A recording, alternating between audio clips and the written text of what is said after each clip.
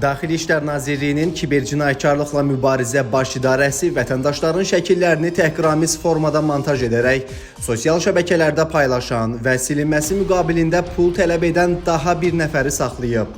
Bu istiqamətdə kiberpolisin həyata keçirdiyi əməliyyat texniki tədbirlər nəticəsində qeyd edilən əməlləri törətməkdə şübhəli bilinən 21 yaşlı Mir Hüseyn Atakişiyev saxlanılıb. Müəyyən olunub ki, Mir Hüseyn Atakişiyev TikTok, Instagram və Telegram sosial şəbəkələrindən qadınların foto və video görüntülərini əldə edib.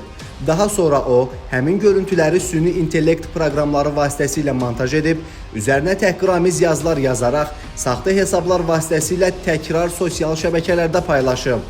Mir Hüseyn Atakişiyev foto və video görüntülərin daha çox yayılmaması, həmçinin silinməsi müqabilində zərər çəkən xanımlardan müxtəlif məbləğlərdə pul tələb edib. Faktla bağlı baş idarədə cinayət işi başlanılıb. Mir Hüseyn Atakişiyevə Cinayət Məcəlləsinin müvafiq maddəsi ilə ittiham elan olunub və o təqsirləndirilən şəxs qismində istintaqa cəlb edilib.